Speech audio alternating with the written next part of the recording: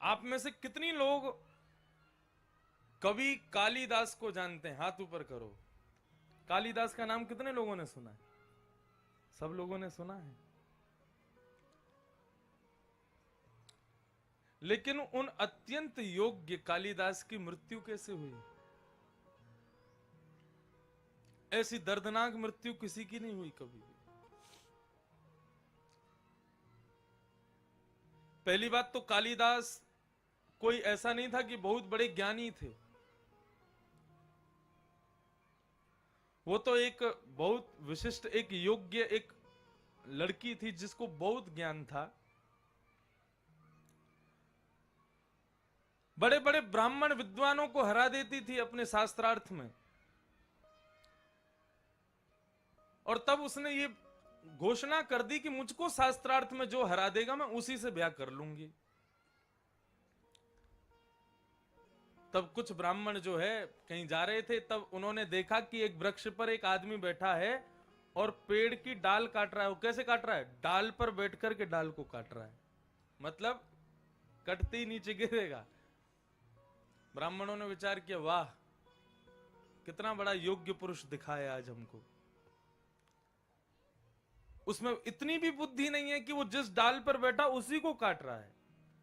सब लोग विचार करने लगे, बोले ये जो ब्राह्मणी है उस नगर की, हमको बहुत हराती है। यदि उसका ब्याह इससे हो जाए तो हमारा बदला हो जाएगा। उसको नीचे बुलाया। उनका नाम कुछ और था पहले, ये कालिदास ही थे। उसको बोला तेरे को ब्याह करना है? बोले हाँ करना है। तो बोले चल हम तेरे को लेके चल रहे हैं, बस हमारे इशारे देखता रहियो और तेरा ब्याह करा दें एक कन्या से जाके।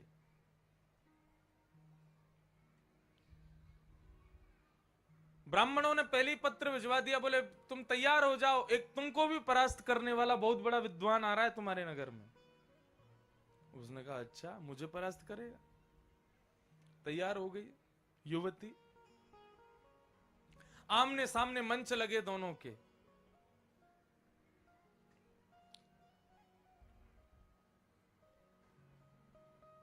और मंच में जैसे ही बैठे हैं दोनों, तो बोले कि हमारे जो महाराज जी हैं, ब्राह्मण बोले सब कालिदास को देख के, बोले हमारे महाराज जी जो हैं वो निर्वाक रूप से शास्त्रार्थ करते हैं, मतलब बोलेंगे नहीं, बिना बोले इशारों से ही शास्त्रार्थ करेंगे।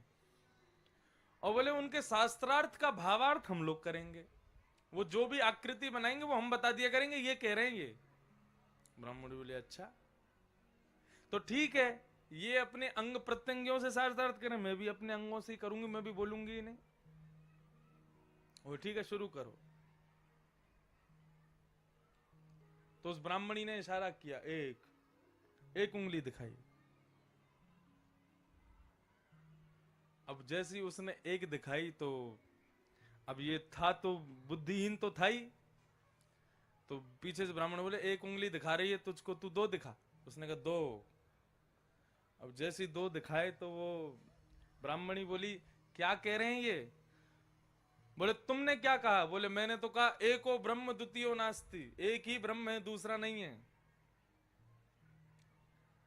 तब ये क्या उत्तर दे रहे हैं? बोले ये कह रहे हैं कि भगवान दो ही हैं। बोले कौन? बोले ईश्वर सर्वभूतानां हृदय सेर्जुन तिष्ठति, एक तो बनाने वाले एक बनने वाले, दो ईश्वर हैं। ताली बजाने लगे ब्राह्मण, बोले जीत गया जीत गया, हमारा जीत गया। उसने तीन उंगली दिखाई। अब जैसे ही उसने तीन उंगली दिखाई तो जो सामने ब्राह्मण खड़ा था उसने चार दिखाई। बोले अब ये क्या कह रहे हैं? बोले आपने कहा कि ये संसार त्रिगुणातीत है, लेकिन इस त्रिगुणातीत संसार को जानने के लिए चार वेद हैं, ये कह रहे हैं। ताली बजाने लगे, जीत गया, ये जीत गया। उसने पांच उंगलियां दिखाई सामने से, पांच उंगलियां दिखाई तो इसने पांच उंगलियों की एक मुट्ठी बना करके जोर से मारा। बोले ये क्या कह रहे हैं? बोले पहले तुम बताओ कि तुम क्या कह रही हो। बोले कि तुम ये कह रही हैं कि मनुष्य के शरीर को चलाने वाली पंच ज्ञान इंद्रियां होती हैं। तो बोले ये क्या उत्तर दे रहे हैं? बोले ये उत्तर दे रहे हैं पंच ज्ञान इंद्रियों को अपने वश में रखो, नहीं तो फंसा देंगी तुमको। ताली बजाने लगे, जीत गया जीत गया जीत गया, अब ब्याह करो इससे। ब्राह्मणी बोली अब तो करना पड़ेगा, और उसने चरणों में प्रणाम करते हुए माला पहनाई और उसके साथ में ब्याह कर लिया। ब्याह हो गया। अब ब्याह के बाद में कालिदास जी के साथ में अभी भी नाम उनका कालिदास नहीं पड़ा। घर पर आ गए, एक साथ दोनों रहने लगे। सब लोग इधर देखो, वंदे मातरम चल रहा है वहां पे।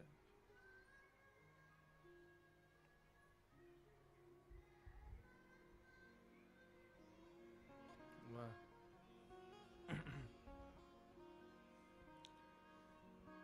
इसमें तो खड़े नहीं होते ना, हैं?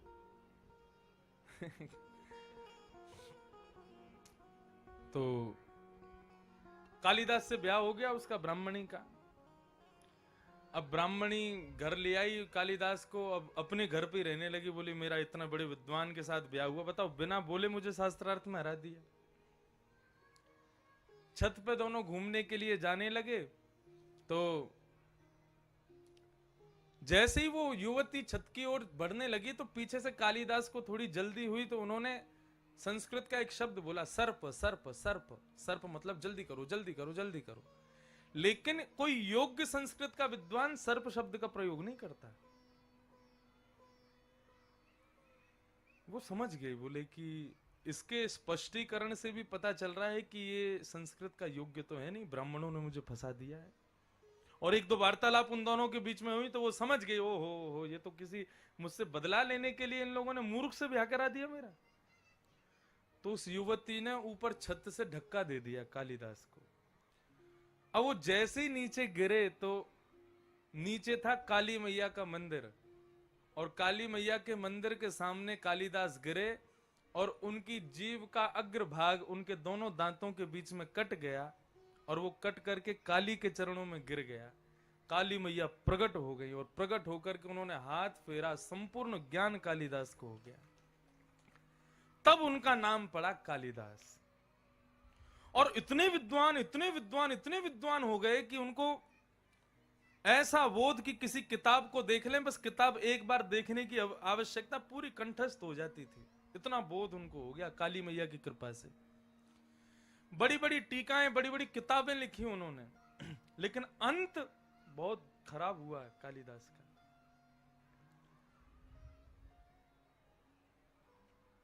मंच से बताने योग्य बात नहीं है, लेकिन हमारे पूर्वाचार्य कहते हैं कि बड़े लोगों का जन्म मरण सब हमको ज्ञान देने के लिए ही होता है।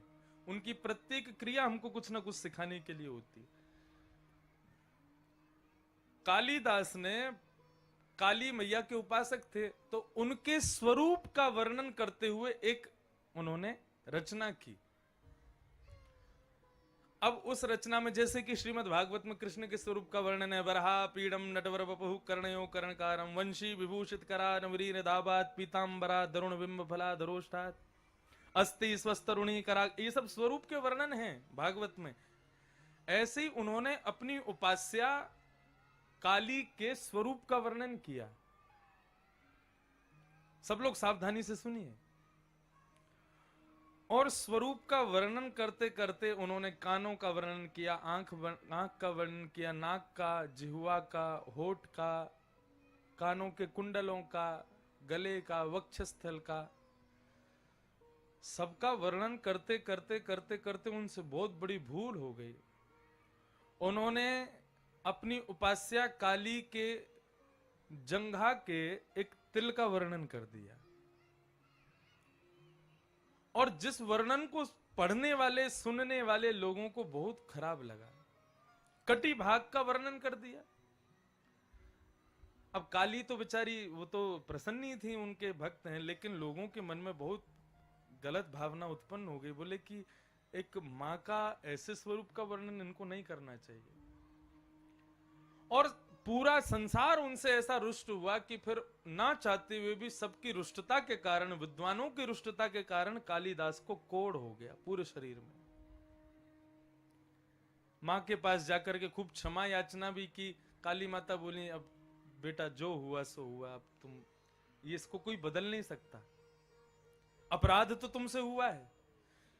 वहां पर ये बात वर्णन करते हैं कालिदास की, ये विश्वास कर लीजिए, ये लिख लीजिएगा अपनी डायरी में, नोटबुक में, अपने जीवन चरित्र में, आप कितने भी बड़े बन जाओ, अपराध आपसे उतने ही बड़े बनेंगे बड़े होने के बाद। इसलिए जब आप बड़े बन जाओ तो बहुत संभाल करके रहिएगा खुद को, क्योंकि फिर आपका छोटा अपराध भी छोटा नहीं रहेगा, बहुत बड़ा बनेगा वो। और कालिदास का अपराध इतना बढ़ता चला गया कि जिस राजा के यहां पर काली रहते थे कालिदास, और राजा उनका शिष्य चेला, उस राजा ने भी उनको अपने देश से निकाल दिया, जाओ हमारा देश छोड़ दो। कालिदास दूसरे देश में जाकर के रहने लगे। अब रचनाएं करनी बंद कर दी उन्होंने।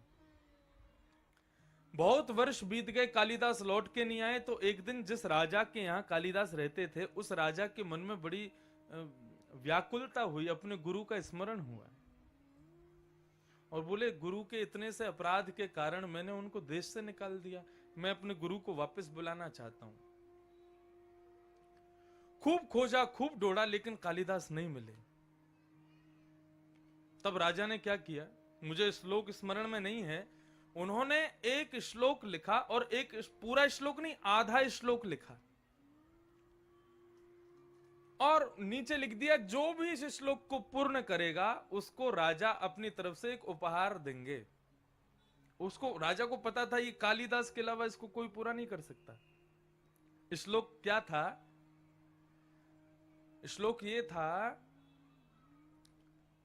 सोने में सुहागा, ये शब्द केवल सुना गया है, कभी देखा नहीं गया। या कमल से कमल उत्पन्न होना, ये बात भी केवल सुनी गई है, लेकिन देखने को कभी नहीं मिली कि कमल में से कोई कमल उत्पन्न हो गया हो।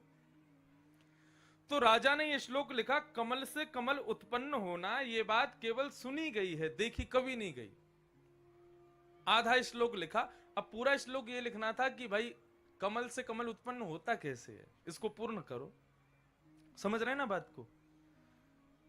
ये श्लोक लिख करके राजा ने टांग दिया, बोले जो पूरा करेगा उसको मैं अपनी तरफ से एक तोहफा दूंगा, और ये भी कह दिया आधा राज्य दे दूंगा अपना। वो जानते थे कालिदास के अलावा कोई पूरा कर ही नहीं सकता इसको। तो एक परदेश की, विदेश की एक वैश्या भ्रमण करती हुई उस नगर में आई, और नगर में भ्रमण करते हुए उसने वो श्लोक लिखा हुआ आधा श्लोक देखा, और वो श्लोक पढ़ करके समझ गई। बोले कि ये श्लोक तो राजा ने लिखा और कालिदास की प्राप्ति के लिए लिखा, और कालिदास मेरे ही शहर में रहते हैं, मेरे ही नगर में रहते हैं, मैंने ऐसा सुना है। तो वहां से वो श्लोक चोरी करके वो वैश्या ले गई, और उसने अपने घर के बाहर उस श्लोक को लिख दिया आधा। और आधा श्लोक लिखने के बाद में उसने अपना चेहरा बना दिया बाहर, अपने चेहरे की आकृति बनवाई। और एक दिन वही हुआ, कालिदास जी भ्रमण करते हुए उस वैश्या के घर के बाहर से जैसे ही निकले, तो कालिदास की नजर पड़ी उस श्लोक के ऊपर, और श्लोक उन्होंने देखा। बोले कमल से कमल उत्पन्न होता है, ये सुना गया है, देखा कभी नहीं गया। आगे का श्लोक पूर्ण कीजिए। कालिदास ने वो श्लोक देखा, और देखा श्लोक के बाद में वैश्या का चित्र बना हुआ, और वैश्या इतनी सुंदर की क्या बताएं। कालिदास बोले अच्छा। तुरंत उन्होंने सिड्डी लगाई, और सिड्डी लगा करके ऊपर लेके चढ़ गए, और उन्होंने श्लोक पूर्ण किया, और उसमें लिखा, आपके कमल जैसे मुखार बिंद पर, मतलब वैश्या के मुखमंडल को देख के बोले, आपके कमल जैसे मुखार बिंद पर दो कमल रूपी नयन विद्यमान हैं, यही तो कमल से कमल उत्पन्न हुआ है। आप कहते सुना गया, मैंने तो आज देख भी लिया, आपके कमल रूपी मुखार बिंद पर दो कमल नयन विराज रहे हैं। या फिर उन्होंने ऐसा कहा हो कि भगवान के श्री कमल मुख पर दो कमल नयन विराजते हैं, ये कमल से कमल उत्पन्न होना ही तो है। अब ये लिख दिया कालिदास ने। अब जैसे ये लिखा तो किसी ने जाके वैश्या को बताया, बोले तुम्हारा श्लोक पूरा कर रहा है एक व्यक्ति। वैश्या समझ गई कालिदास ही है। वैश्या बाहर आई, आकर के देखा तो लिख रहे थे। उसने चरणों में प्रणाम किया, बोले महाराज आपकी दिव्यता, आपकी प्रबलता, आपकी विद्वत्ता को प्रणाम करते हैं। कालिदास बोले जी आप आएंगे थोड़ा घर में विराजेंगे हमारे? कालिदास बोले मुझे कहीं जाना है। बोले नहीं, 2 मिनट विराजिए, मेरा जीव घर धन्य हो जाएगा आप पधारेंगे तो। कालिदास घर में गए, वैश्या ने घर अंदर से बंद किया और उनके हाथ पांव बांध करके गला घोट करके उनको मार दिया। कालिदास की मृत्यु। और मार करके अपने घर के पीछे नदी में फेंक दिया उनके शव को। शव भी नहीं मिला किसी को। ऐसी मृत्यु हुई महाकवि कालिदास की। वैश्या ने जाकर के वो पूर्ण श्लोक राजा को दे दिया। बोले आपने आधा श्लोक लिखा, मैंने पूरा कर दिया। राजा ने जैसे ही वो श्लोक देखा, वो समझ गए, बोले ये तो कालिदास की कृति है। वैश्या को बंदी बनवा लिया। बोले सत्य बताओ किसने लिखा है श्लोक? वैश्या ने फिर बहुत उत्पीड़ना की तो उसने बता दिया, बोले कि कालिदास ने लिखा। बोले कालिदास मेरे गुरुदेव कहां हैं? बोले उनको मैंने मार दिया। आपने लिखा था आप बहुत धन देंगे, आदि संपत्ति देंगे, इस प्रलोभन में मैंने श्लोक आपको दे दिया, लेकिन कालिदास जिन्होंने ये श्लोक किया उनको मैंने ही मार दिया। राजा व्यथित दुखित गिर पड़ा शरीर से। एक संत के पास गया और रुदन करने लगा। बोले इतना बड़ा कवि, काली की इतनी बड़ी कृपा उसके ऊपर, पूरे विश्व में प्रसिद्ध, एक अपराध करने की वजह से कोढ़ हो गया, लेकिन मृत्यु तो कम से कम अच्छी होती। एक नगर वैश्या, उसके हाथों से मरना पड़ा कालिदास को। प्रभु ये कौन से जन्म के कृत्य का प्रारब्ध भोगा है कालिदास ने? तो उस संत ने जो उत्तर दिया वो सुनने योग्य है। संत क्या कहते हैं? बोले राजन, कालिदास ने इसी जन्म के एक दुष्कृत्य का परिणाम भोगा है। बोले क्या?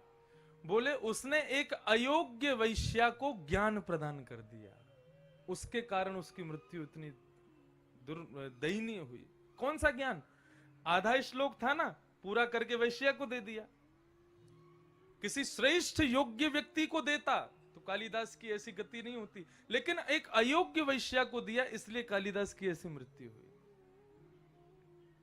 इसलिए दान बहुत सोच समझ के करना चाहिए। आप अपनी किसी भी वस्तु का दान दो, सद्विचार का दान दो, सद्भाव का दान दो, सद्गुणों का दान दो, और कुछ भी नहीं है आपके पास तो धन का भी दान यदि करो तो किसी योग्य को ही करना, अयोग्य को नहीं करना। अयोग्य को दान देने से आपने देखा कालिदास की क्या गति हुई। और श्रीमद् भागवत में राजा नृण की कथा आती है, एकादश स्कंद में, नहीं 10वें स्कंद में ही है। वहां पर राजा नृण से एक बहुत बड़ी भूल हो जाती है दान के विषय में, तो उसको कृकलाश्य, गिरगिट बनना पड़ता है। इसलिए योग्य वस्तु का दान किसी योग्य पात्र को ही दीजिएगा, अयोग्य को मत दीजिएगा। नहीं तो अयोग्य वैश्या को दान देकर के कालिदास ने अपनी मृत्यु को भी श्रेष्ठ नहीं बना पाए वे। तन पवित्र कर दान, तन की पवित्रता दान में है, लेकिन ऐसा नहीं है कि फिर किसी को भी दो, कुछ भी नहीं। मैंने पहले दिन भी आप लोगों से कहा, शायद कल परसों ही कहा, कि धन है वो, लक्ष्मी है वो ऐसे स्थान पर जानी चाहिए जहां उसकी वास्तविकता में उसका प्रयोजन है, उसकी आवश्यकता है। जहां अनावश्यक धन पहुंचता है आपका, और उस अनावश्यक धन का यदि दुरुपयोग किया जाता है तो दुरुपयोग का फल भोगने वाले को नहीं, देने वाले को मिलेगा।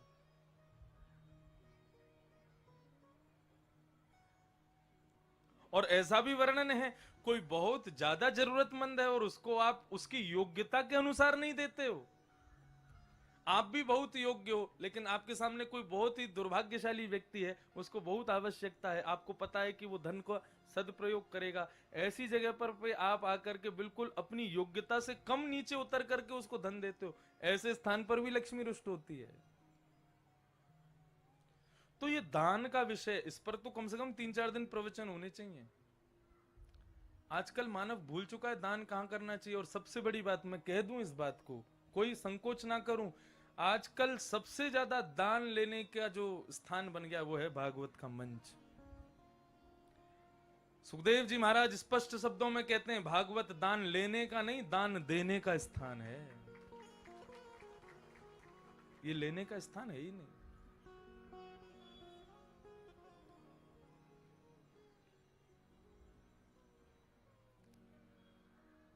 सुखदेव जी ने परीक्षित से कभी भी नहीं कहा होगा तुम मेरा तिलक करो, मुझे इतना दो, मुझे ये दो, मुझे वो करो, ये करो। अपनी योग्यता से बिना किसी को बताए आप जो करो वो उचित है। लेकिन भागवत के मंच का प्रयोग जहां दान के लिए होता है, देख करके बहुत कष्ट होता है हृदय को।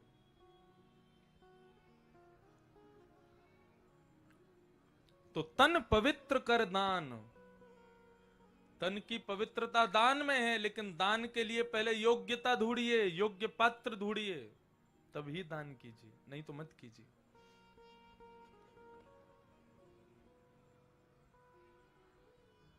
मन पवित्र हरि भजन सो।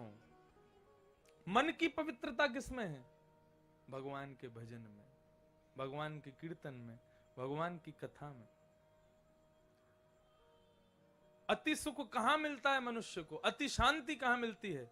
कथा में मिलती है। भगवान गीता जी में एक बात कहते हैं कि मानव को सुख की इच्छा नहीं है। अतिशय सुख भी दुख देता है, मानव को शांति की इच्छा है। और आप सबसे ज्यादा शांत यदि कहीं रह रहे हैं तो वो कथा में आके ही रह रहे हैं, बिल्कुल नहीं बोलते, बिल्कुल शांत बैठे हैं, बैठ करके श्रवण कर रहे हैं। इस शांति से ही आपको सुख आनंद की अनुभूति होती है। तो मन की पवित्रता किसमें? मन को शांति किसमें? मन की सहजता किसमें? मन पवित्र हरि भजन सो। हरि के भजन में मन की पवित्रता।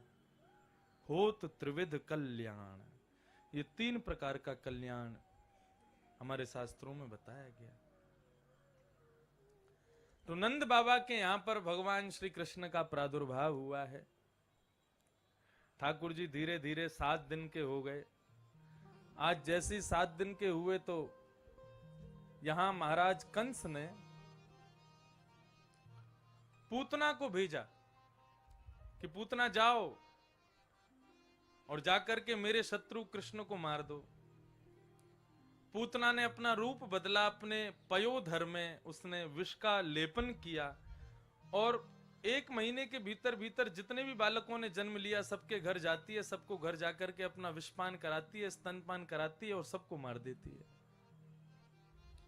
बंधुओं, आज कुछ नई बात बताएंगे आपको पूतना के सुंदर प्रसंग में, सावधानी से सुनिएगा।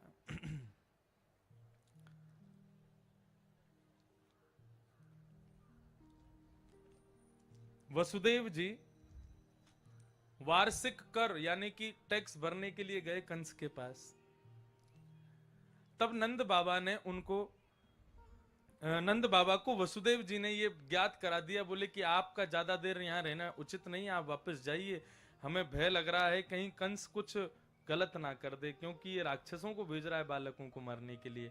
आपके घर में भी अभी अभी बालक भयो है और वो बालक भी हमारो ही है, तो आप उसका ख्याल रखें। नंद बाबा वापस लौट आए। इतने में ही पूरे विश्व में भ्रमण करती हुई, ब्रजमंडल में भ्रमण करती हुई, बालकों को मारती हुई, लक्ष्मी स्वरूप धारण करके पूतना का आगमन हुआ ब्रज में। पूतना ने जैसे ही देखा अबीर गुलाल के महाराज बादल पूरे रंग बिरंगे हो रहे हैं, बोले जरूर कृष्ण का जन्म यहीं कहीं हुआ है।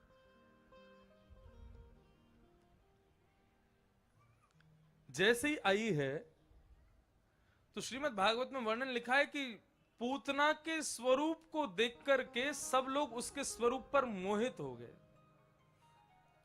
जितने भी ग्वाल बाल, जितने भी ब्रजवासी वहां नंद घर आनंद भयो, जय कन्हैया लाल की, हाथी दीने घोड़ा दीने और दीने पालती। 6 महीने तक ठाकुर जी का जन्मोत्सव मनता रहा था ब्रज में। ऐसे भक्ति में आतुर, ऐसे भगवत कीर्तन में आतुर जितने भी ब्रजवासी थे, जिनको केवल कृष्ण ही कृष्ण सब जगह दिख रहे थे, ऐसे भक्त भी पूतना को देख करके उसके रूप पर मोहित हो गए। कई ब्रजवासी तो मन में विचार करने लगे, अरे भैया देखियो कैसी गजगामनी, कैसी सुंदर है, हमारो ब्याह है जाए आते। बोले का करेगो ब्याह करके, ब्याही ठियाई लग रही है या को पहले तो ही ब्याह है चुको है। ऐसा स्वरूप। और केवल ब्रज गोप ही उसके स्वरूप पर मोहित हुए ऐसा नहीं, गोपियां भी सब उसके स्वरूप को देखे और मन में विचार करने लगे। बोले देखो कल ये 7 दिन पहले नंद का लाला हुआ था, तो हम कह रही थी ना भैया ये तो कहीं साक्षात नारायण तो नहीं है। और आज हमको पूर्ण रूपेण विश्वास हो गया कि ये नारायण है। क्यों? क्योंकि आज उस नारायण का दर्शन करने लक्ष्मी आई है। ऐसी सुंदर बन के पूतना आई थी।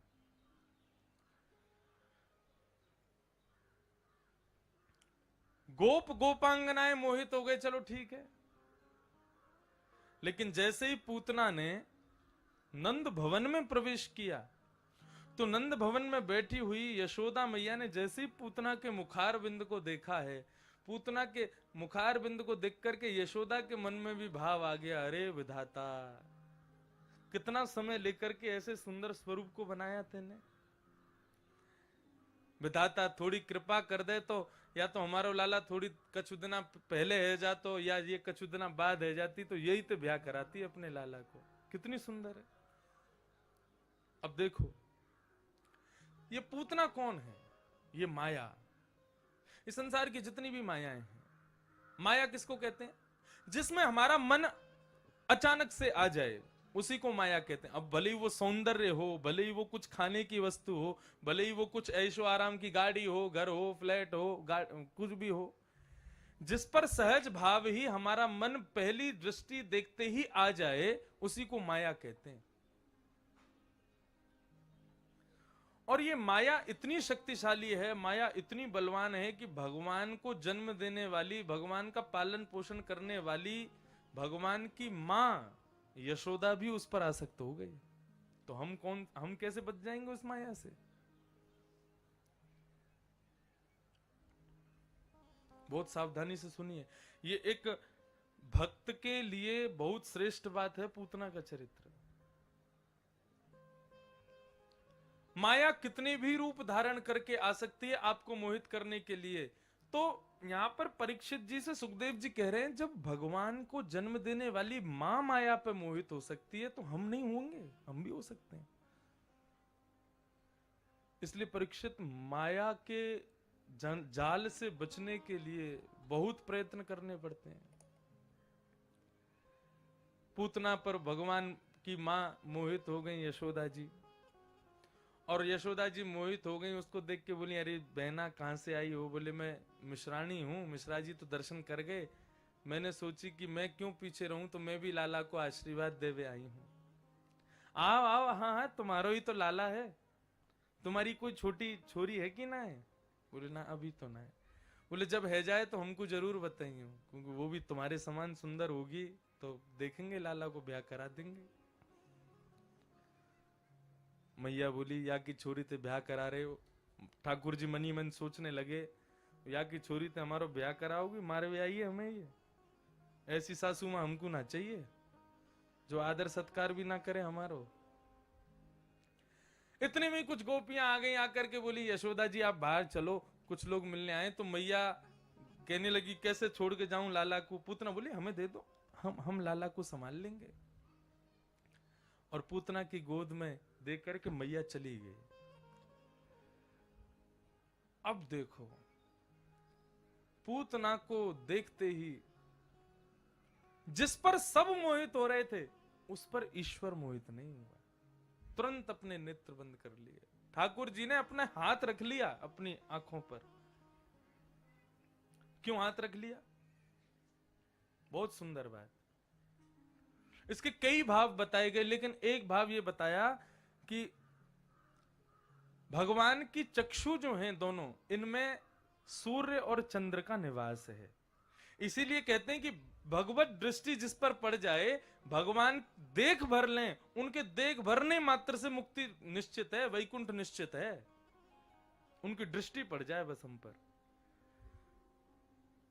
सूर्य और चंद्र ये विचार करने लगे, बोले देखो भगवान तो इसको कौन सी गति देंगे? इसको वो गति देंगे जो मां यशोदा को कभी मिलेगी आगे चल के, लेकिन हम ऐसा कदापि होने नहीं देंगे। तो मानो सूर्य चंद्र ने विचार कर लिया कि हम ऐसा होने नहीं देंगे, इसकी मुक्ति होने नहीं देंगे। तो सूर्य चंद्र के भाव से दोनों ने ही अपनी आंखों पर हाथ रख लिया। और देखो इनमें जो सूर्य है ना, ये कौन है? ये ठाकुर जी के ससुर जी हैं भगवान के। क्यों? सूर्य की पुत्री यमुना, और यमुना भगवान की पत्नी है। तो सूर्य भगवान के ससुर जी हैं कि नहीं? तो सूर्य ने मन में विचार किया, बोले हमारे जामाता को मारने आई है ये, हमारे दामाद को मारने आई है ये, बोले हमारी बेटी के सुहाग का हरण करने आई है ये, ऐसी को तो मारेंगे तो सही भगवान, लेकिन उसको देख करके इसका कल्याण नहीं होने देंगे। मैंने एक दिन कथा में कल या परसों ही शायद ये प्रसंग सुनाया होगा कि वो राम सीता जी का दुराग्रह करने वाला वो व्यक्ति, उसको वैकुंठ ने भी प्रवेश नहीं दिया।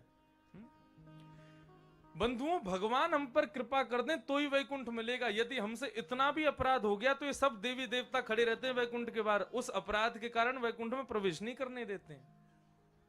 वैकुंठ ऐसे थोड़ी प्रवेश करा देगा।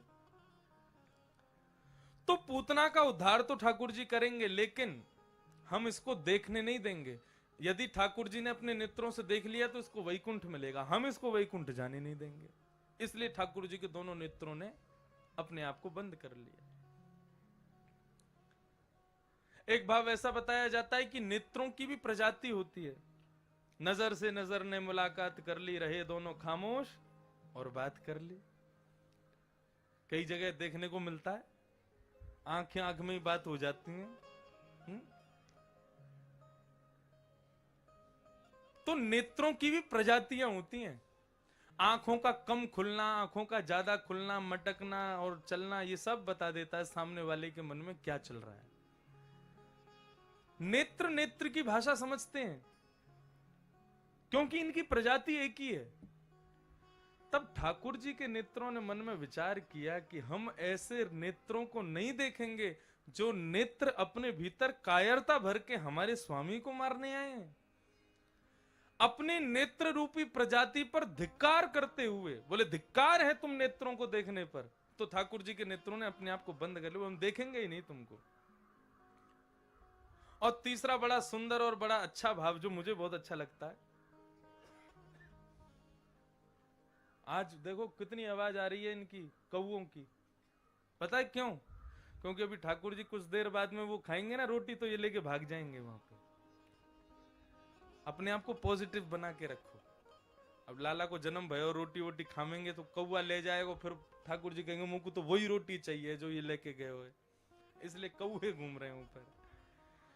तीसरा भाव मुझे बहुत अच्छा लगता है, जो ठाकुर जी ने नेत्रबंद क्यों किए। देखो, पूतना को पूतना किसने बनाया? भगवान ने बनाया।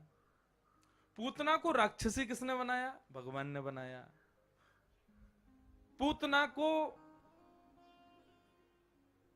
जो भी उसके क्रियाएं हैं, जो भी उसका व्यवहार है, जो भी उसका स्वभाव है, सब पूर्व नियुक्त ठाकुर जी ने तैयार किए।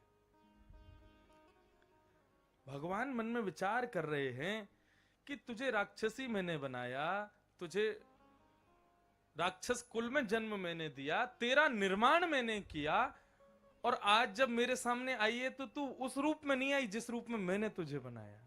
तू रूप बदल के आई है अपना। सावधान तय श्रृणु, बहुत सावधानी से सुनिएगा। हमको किसने बनाया? भगवान ने बनाया। हमें स्वरूप, हमें कुल, खानदान, प्रजाति, जो कुछ भी सब भगवान ने नियुक्त करके हमको भेजा। तो भगवान क्या कहते हैं? तुम्हारा जो भी स्वरूप है, तुम्हारे जो भी गुण हैं, तुम्हारा जो भी पदवी है, वो संसार के लिए रखो, लेकिन जब मेरे सामने आओ तो जैसा मैंने तुमको सृष्टि में भेजा, सृष्टि में जब हम आए तब हम कैसे थे?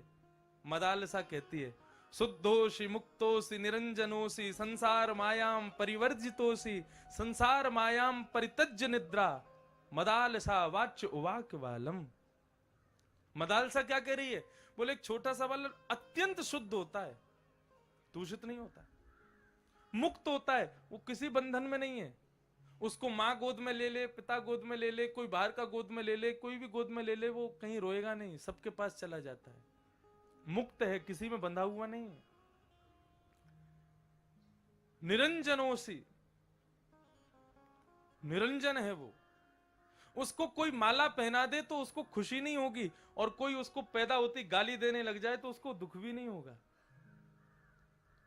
संसार मायाम परिवर्जितोसी, जन्म लेते ही ऑटो में लेकर के घर जाओगे तो उसको दुख नहीं होगा, और मर्सिडीज में लेके जाओगे तो उसको खुशी भी नहीं होगी। वो संसार की माया से परे है। जन्म लेते ही झोंपड़पट्टी में आया है, इसको देख करके भी उसको कोई दुख नहीं होगा, और बहुत बड़े महल में आया है, उसको देख करके भी रोना बंद नहीं करेगा। वो संसार की माया से परे है। एक छोटा सा बालक, उसके अंदर किसी भी, वो सबसे अत्यंत शुद्ध होता है। श्री शंकराचार्य भगवान कहते हैं कि बालक को जन्म लेते ही माता पिता को क्या करना चाहिए? बोले उसके चरणों को सिर से लगाना चाहिए। क्यों? बोले वो भगवान के पास से आया है और 9 महीना इतनी भयंकर तपस्या अपनी मां के गर्भ में करके आया है, ऐसे बालक के तो चरण छूने चाहिए। जब तक वो तुमको पहचान नहीं जाता तब तक उस बालक को ही कृष्ण स्वरूप मान के उसका वंदन करते रहो। उस क्रिया से भी बालक में बहुत गुण आएंगे, ऐसा शंकराचार्य भगवान कहीं वर्णन करते हैं।